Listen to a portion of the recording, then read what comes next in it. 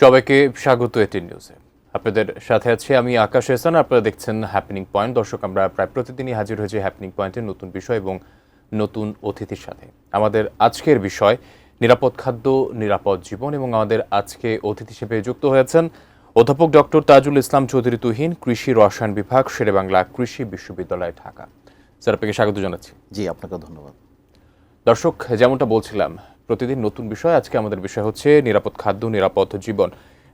নিরাপদ খাদ্য আমাদের সবার একটি অধিকার। আমাদের সবার জীবন সুন্দরভাবে চলার জন্য এবং আমাদের শারীরিক সুস্থতার জন্য নিরাপদ খাদ্য আমরা সবাই আশা করে থাকি। কিন্তু এই খাদ্যে থাকে নানা রকম ভেজাল, এবং সেই ভেজাল নিয়ে আমরা ভুক্তভোগী হই নানা রকম রোগ ব্যাধির কারণ এবং আমাদের শরীরে বাসা বাঁধে। কিন্তু এই নিরাপদ খাদ্য আসলে কতটা নিরাপদ এবং আমরা কতটা অনিরাপদ খাদ্য গ্রহণ করছি, আমাদের সার্বিক জলবায়ু পরিস্থিতি এবং আমাদের সার্বিক দেশের পরিস্থিতি কোথায় যাচ্ছে, সে বিষয় নিয়ে আলোচনা করব আমাদের আগত অতিথির সাথে। জনাব তাজুল ইসলাম, আপনার কাছে যেতে চাচ্ছি, বাংলাদেশে নিরাপদ খাদ্যের বর্তমান অবস্থা কি? জি, ধন্যবাদ আপনাকে এবং এটি নিউজের দর্শক যারা এই অনুষ্ঠানটি দেখছেন। খুবই একটি গুরুত্বপূর্ণ বিষয় নিয়ে আজকে আমরা কথাগুলি বলছি। নিরাপদ খাদ্যের বর্তমান অবস্থা যেটি জানতে চেয়েছেন, সত্যিকার অর্থে যদি বলি যে আসলে নিরাপদ খাদ্যের বর্তমান অবস্থা, এই যে আমি যে এই অনুষ্ঠানটি করছি বা এই যে মানুষজন যারা এই অনুষ্ঠানটি দেখছে, দেখুন যে আজ থেকে 10 বছর আগে কিন্তু আমরা এই ধরনের চিন্তাগুলি করিও নাই। আমরা শুধুমাত্র খাদ্য নিরাপত্তার জায়গায়, অর্থাৎ যে এই যে খাবার যে কিনে খাওয়ার বা কোনো জায়গা থেকে খাবার সংগ্রহ করার জায়গাটায় আমরা শুধু এগুলো নিয়ে ব্যস্ত ছিলাম।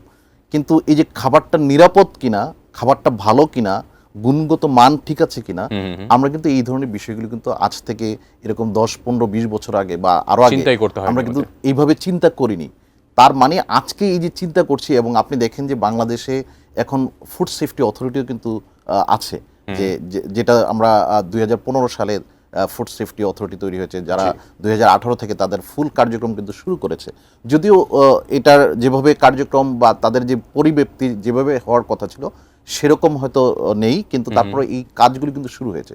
তো সে জায়গাটা আমি বলতে পারি যে যদি আপনি আজ থেকে 10 বছর 20 বছর আগের সাথে তুলনা করেন, আমরা কিন্তু এই জায়গাটা এখন কিন্তু এই যে আমরা মনিটরিং দেখছি বাজারে নানান বিষয়গুলোতে, মানুষের মধ্যে এক ধরনের এই যে বাজার থেকে কোনো একটা জিনিস কিনবার আগে সে কিন্তু দেখছে যে খাবারটি কতটুকু, অন্তত তার ফিজিক্যাল যে মানে প্যাটার্ন বা বিহেভিয়ার, সেটা দেখে অন্তত সে চিন্তা করে যে খাবারটা এটা ফ্রেশ কিনা, সতেজ কিনা। এই ধরনের চিন্তাগুলি কিন্তু আমাদের মধ্যে, আমাদের মানসিকভাবে কিন্তু আমরা তৈরি করে ফেলেছি, বিল্ড আপ হয়েছে। তো সেই জায়গায় বলতে পারি যে যদি আপনি আজ থেকে 10-20 বছর আগের কথাগুলি বলেন, সেই আঙ্গিকে আমরা কিন্তু আমাদের জায়গা থেকে আমরা কিন্তু এখন একটু হইলো যে কোনো খাবার খাওয়ার আগে বা কিনবার আগে আমরা কিন্তু একটু দেখি যে খাবারটা ফ্রেশ কিনা। তো সেই জায়গায় কিন্তু আমরা বলবো যে ফুড সেফটির জায়গাটা কিন্তু আমাদের একটু উন্নতি হয়েছে। কিন্তু অন দ্য আদার হ্যান্ড আপনি যদি অপরপক্ষে চিন্তা করেন, আমরা যে এই যে ভেজাল, আপনি যে প্রশ্নটি যেটি বলেছেন, যেটি খাওয়ার কারণে কিন্তু আমাদের নানাবিধ যে রোগ ব্যাধি সেটিও হচ্ছে অনিরাপদ যে জীবন। তো এটাও কিন্তু আবার যারা আমাদের ইল মোটিভ পিপল যারা, তারাও কিন্তু থেমে নেই। তারা কিন্তু এই যে ভেজালের যে নানান রূপ এবং যুগের সাথে তাল মিলিয়ে এটাকে আরো হয়তো এক সময় আমাদের এই ধরনের বিষয়গুলি, যে আমের মধ্যে যে বিষয়গুলি এখন চলে আসে, এই যে নানান কেমিক্যালস বা অন্য কিছুর মধ্যে, এই ধরনের সবজির মধ্যে নানান কেমিক্যালস, এগুলি হয়তো আজ থেকে 20-30 বছর আগে, 50 বছর আগে মানুষ হয়তো এটা চিন্তাও করে নাই অনেক ক্ষেত্রে। কিন্তু এখন আমি যদি আপনার সাথে যুক্ত করতে চাই, আমাদের মা বাবা বা দাদা দাদিরা বা নানানেরা বলতো, আমরা তো এককালে ভালো খাবার খেয়েছি তাই এখন সুস্থ আছি, তোর তো সেগুলা পাস না। আপনি ঠিকই বলেছেন যে তারা যখন খাবারটি খেয়েছে, তারা, আপনি দেখেন যে আমরা স্বাধীনতোত্তর আমাদের জনসংখ্যা ছিল 7 কোটি, তখনও কিন্তু আমাদের খাদ্যের ঘাটতি ছিল। হ্যাঁ, আমরা 74-এর দুর্ভিক্ষের কথা জানি। কিন্তু আজকে দেখেন আমরা এই 2025 সালে এসে আমরা কিন্তু মানে মানুষ কিন্তু খাবার কিনে খেতে পারে। তার একসময় কিন্তু আমরা এই গল্পগুলি আমাদের ওই দাদা নানিদের কাছ থেকে কিন্তু শুনেছি, তারা ভাতের ফ্যান বা মার খাওয়ার জন্য অন্য বাড়িতে গিয়ে লাইন দিত। আজকে দেখেন আপনি শুধু ভাত খাওয়ার মতো কিন্তু মানুষ পাবেন না। তো সেই জায়গাটায় কিন্তু মানে আমরা এই যে জনসংখ্যা বাড়ছে, আজকে আমরা 18 কোটি বলি বা 17 কোটি বলি, যে এই যে জনসংখ্যা 7 কোটি থেকে 18 কোটি, কিন্তু আপনি দেখেন আমাদের দেশের জমির পরিমাণ কি বাড়ছে, বরং কমছে।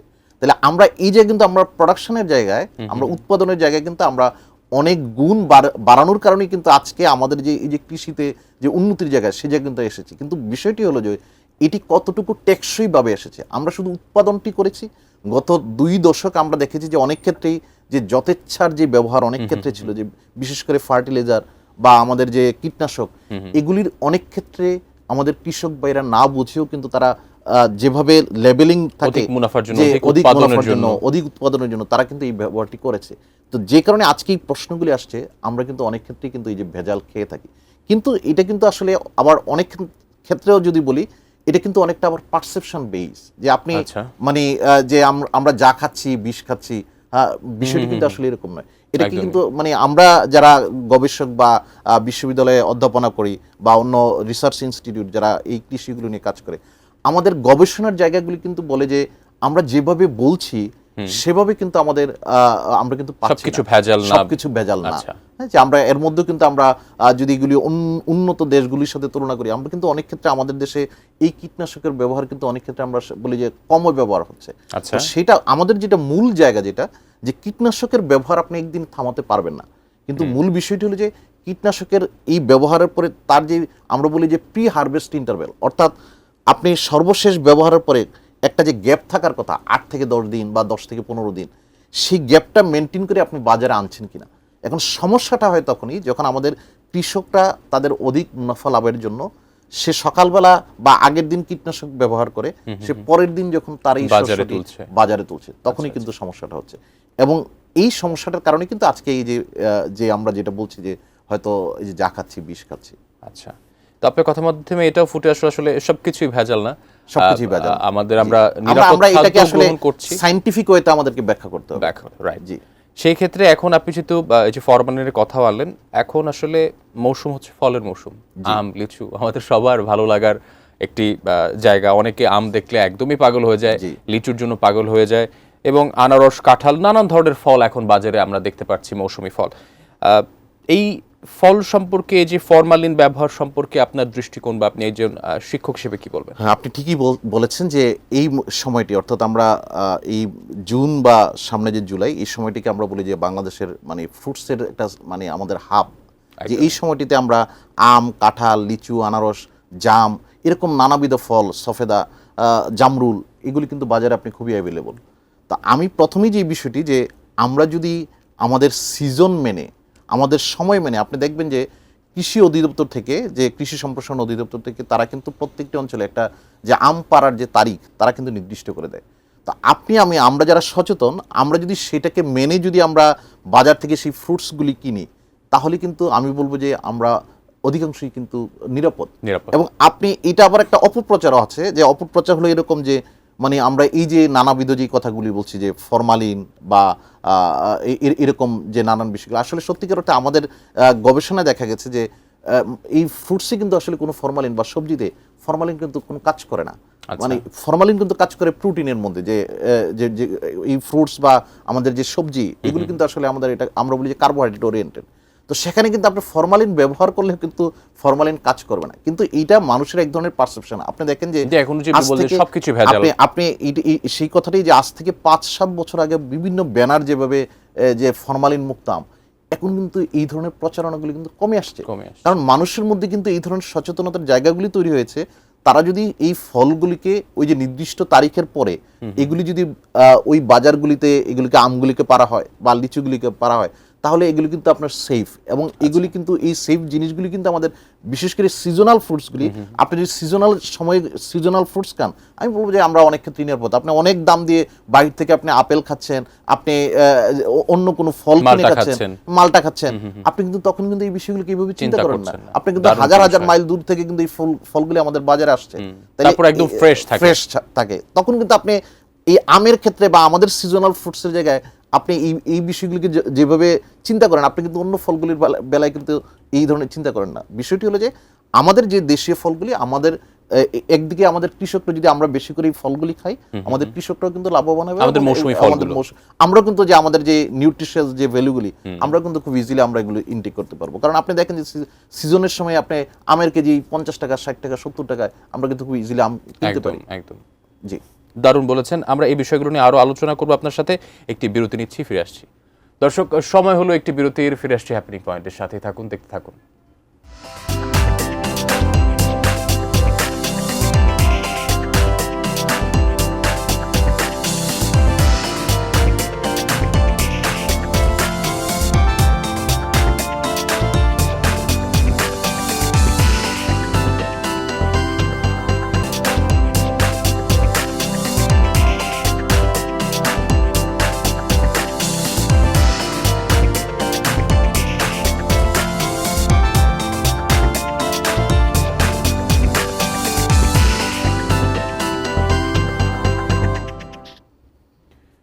বিরতির পর আবারও ফিরে আসলাম হ্যাপেনিং পয়েন্টে। আমরা যাচ্ছি আগত অতিথির কাছে।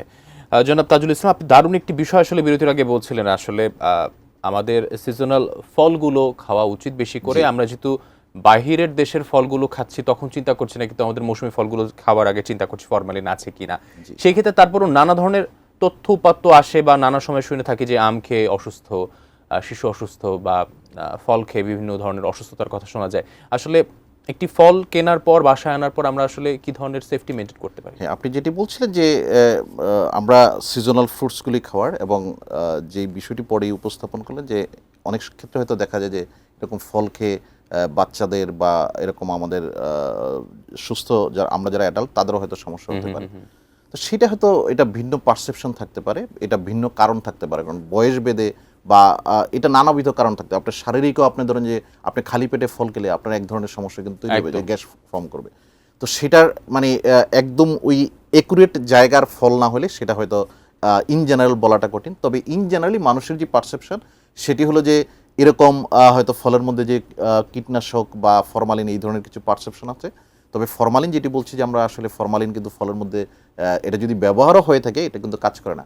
তবে অনেক ক্ষেত্রে এখন ইদানিং কিছু পত্রিকা, এটা গত কয়েকদিনও দেখলাম যে অনেক জায়গার যে এরকম ফলের মধ্যে স্প্রে করছে এরকম নানান ছবি দিয়ে যে কেমিক্যাল ব্যবহার হচ্ছে এই। তো এটা কিন্তু আসলে আপনি দেখেন যে একটা যে কেমিক্যাল যেই আমরা বলি যে ফল পাকানোর যে কেমিক্যাল, এটা কিন্তু ওয়ার্ল্ড ওয়াইড এবং ইভেন আমাদের বাংলাদেশেও ইথুফেন, যে এটা কিন্তু অ্যাকসেপ্টেবল, যে এটা যদি ব্যবহারও করে তার নির্দিষ্ট মাত্রা মতো, এটা কিন্তু আমাদের স্বাস্থ্যের জন্য কোনো ক্ষতি নেই। আর বিশেষ করে যেই ফলগুলি আপনার ছুলে খাওয়া হয়, বিশেষ করে আপনি ধরেন কলা, আম কিন্তু আমরা ছুলে খাই। তো এটা যদি কোনো কিছু আপনার মানে এরকম উপরে স্প্রে করে তার ভালো কালারের জন্য, এটা কিন্তু আসলে ভিতরে কিন্তু ওইরকম এটার খুব একটা প্রভাব পড়ে না। তো এই কারণে ভিতরে যে নিউট্রিশিয়াস ভ্যালু, এটা কিন্তু কোনো অংশেই কিন্তু এই কারণে যে এই জিনিসকে পাকানো ফল বা আমাদের কোনো কেমিক্যাল এরকম ব্যবহার হয়েছে, আমরা এটা মনে করি যদি আমরা ফল খাওয়াই বন্ধ করি তাহলে কিন্তু আমরা নিউট্রিশিয়াস ভ্যালুর জায়গায় কিন্তু আমরা কিন্তু দুর্বল থাকবো। আর যে বিষয়টি বলেছেন যে আমরা কি করতে পারি, আমরা ইন জেনারেল বাজার থেকে ফল বা সবজি এনে আমরা আমাদের নিজের বাসায়, দেখেন আপনার আমার বাসায় যে পানির যে সোর্স, যে টাঙ্কি, সেটা হয়তো এরকম যুগের পর যুগ বা বছরের পর বছর হয়তো টাঙ্কি পরিষ্কার হয় না। আপনার এই টাঙ্কি দিয়ে আপনি যদি নিচের দিকে তাকান, আপনি দেখবেন যে মানে অনেক ময়লা বা অনেক জীবাণু কিলবিল করছে। কিন্তু এই পানি দিয়ে আপনি একটা বাজার থেকে অনেক দামি বা দাম দিয়ে আপনি একটা ভালো অর্গানিক বলি আমরা, বা একটা ভালো ফল, যে একটা নিরাপদ ফল আপনি দাম দিয়ে কিনে আনলেন, সেই ফলটা আপনি যখন বাসায় এসে আপনার ট্যাপ ওয়াটার দিয়ে আপনি যখন ওয়াশ করছেন, এটাকে যখন পানি দিয়ে আপনি ধুয়ে নিচ্ছেন, তখন কিন্তু আপনি এই যেই পানিটা, সেটার মধ্যে এই যে কত হাজার হাজার জীবাণু আছে, সেটা কিন্তু এই ফলের সাথে কিন্তু মিশে গেল। তখন আপনি পেয়ারা বা এরকম যে ফলগুলি আপনি জাস্ট পানি দিয়ে ধুয়ে যখন আপনি কামড়িয়ে খাচ্ছেন, তখন কিন্তু আপনি বরং একটা ভালো ফলকে আপনি পানি দিয়ে মিশানোর কারণে এটা কিন্তু বরং বিষাক্ত হলো। এটা সবসময় যে আমি বাজার থেকে যেই ফলটা বা সবজিটা কিনি, আমার বাসায় এনে আমার কিন্তু সেভ করবার একটা সুযোগ আছে। সেটা কি, যে আপনি আপনার একটা ফুটন্ত একটা পানি দিয়ে, আপনার যে ফুটন্ত পানি, যে আমরা যে নর্মাল পানি যেটা নিজের বাসায় আমরা যে প্র্যাকটিসগুলি করে থাকি, যে একটা ভালো মানের যে পানি, যে পানিটাকে ফুটিয়ে নিই আমরা, সেই ফুটন্ত পানিটাই আপনার যখন ঠান্ডা করে আপনার এই কুসুম গরম পানিটা যে আপনার ফলটাকে সবজিটাকে কিন্তু আপনি এরকম 20-30 মিনিট ভিজিয়ে রাখেন।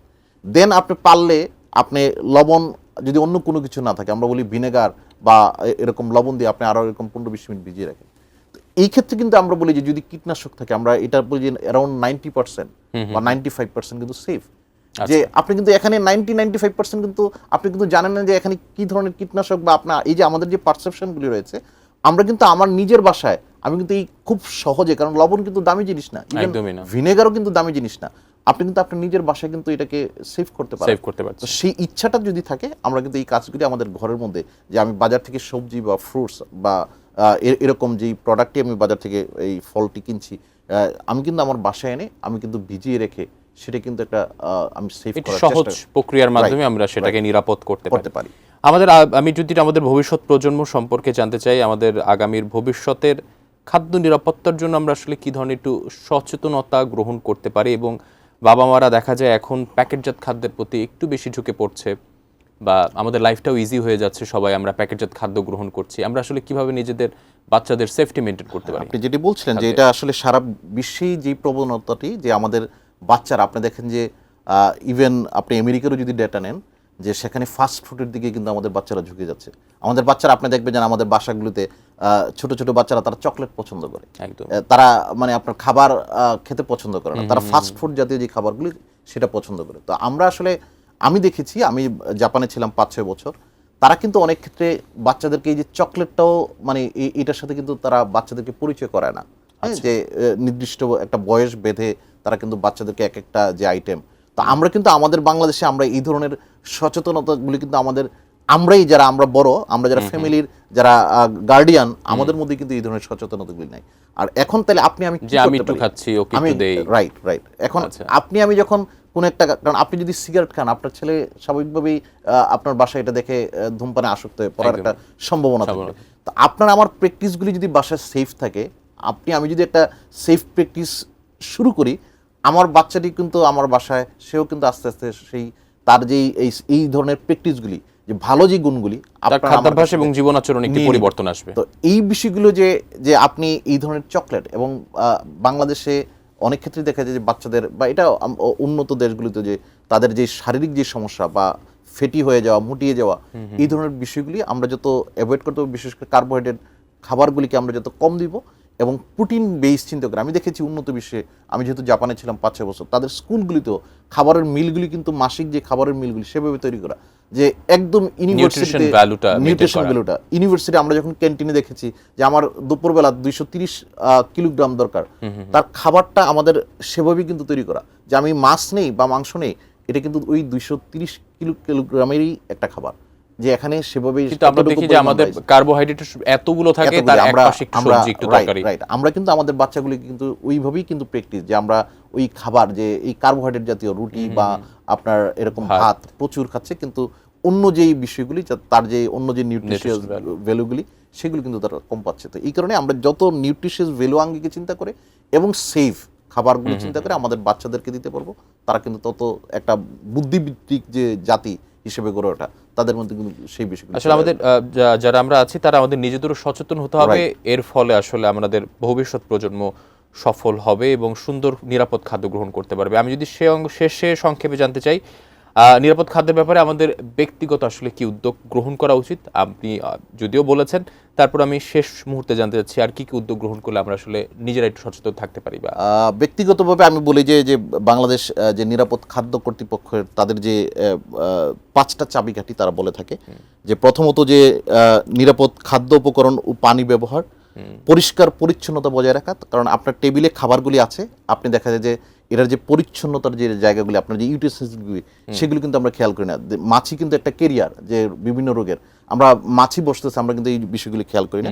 কাঁচাও এরকম রান্না করা খাবারকে পৃথক রাখা, আমরা ফ্রিজে যখন খাবারগুলি রাখি, আমাদের এরকম আলাদা করে বক্সে রাখা, এরকম ওপেন না রাখা। আমরা সঠিক তাপমাত্রা রান্না করা, আমরা অনেক সময় হয় ওভার টেম্পারেচারে করি, অথবা আমার যে টেম্পারেচারে করবার কথা ছিল সেই টেম্পারেচারে করি না। এই কারণে সঠিক তাপমাত্রায় রান্না করা এবং সঠিক তাপমাত্রায় খাবারটাকে সংরক্ষণ করা। আপনার যে ফ্রিজের যে টেম্পারেচারগুলি, সেগুলি খেয়াল করা, যে আপনার কত টেম্পারেচার খাবারগুলি রাখলে, যেটা আপনি লং টাইম, যে 15-20 দিন পরে খাবেন, কোনটা আগে খাবেন, সেরকম টেম্পারেচার বেসিস চিন্তা করে আপনি যখন খাবারগুলি রাখবেন, এগুলি কিন্তু মোটামুটিভাবে সেফ থাকবে। তো এই ধরনের সচেতনতাগুলি আমার বাসায় আমরা যত প্র্যাকটিস করব, তাহলে কিন্তু আমাদের আগামীর যারা প্রজন্ম, তারাও কিন্তু আমাদের দেখে শিখবে, এবং আমরা সেরকম একটা জাতি কিন্তু আমরা আগামীতে এরকম একটা সেফ খাবারের, আসলে আশেপাশে যাই হয়ে যাক, আমাদের নিজস্ব আসলে উদ্যোগ এবং নিজস্ব সচেতনতা পারে আমাদের আসলে সুন্দর একটি ভবিষ্যৎ দিতে, এবং আমাদের নিরাপদ খাদ্য গ্রহণের জন্য বিকল্প নাই। আমাদের নিজস্ব উদ্যোগটা খুবই গুরুত্বপূর্ণ। অসংখ্য ধন্যবাদ আপনার মূল্যবান বক্তব্য এবং মূল্যবান মতামত আমাদের জানাবার জন্য। ধন্যবাদ আপনাকে। জি, ধন্যবাদ আপনাকে। দর্শক, আপনারা দেখছিলেন হ্যাপেনিং পয়েন্ট। আমাদের সাথে যুক্ত ছিলেন অধ্যাপক ডক্টর তাজুল ইসলাম চৌধুরী তুহিন। আমরা কথা বলছিলাম নিরাপদ খাদ্য, নিরাপদ জীবন নিয়ে। আবার দেখাবো আগামীকাল নতুন কোনো বিষয় নিয়ে। সাথে থাকুন, দেখতে থাকুন এটি নিউজ। ধন্যবাদ।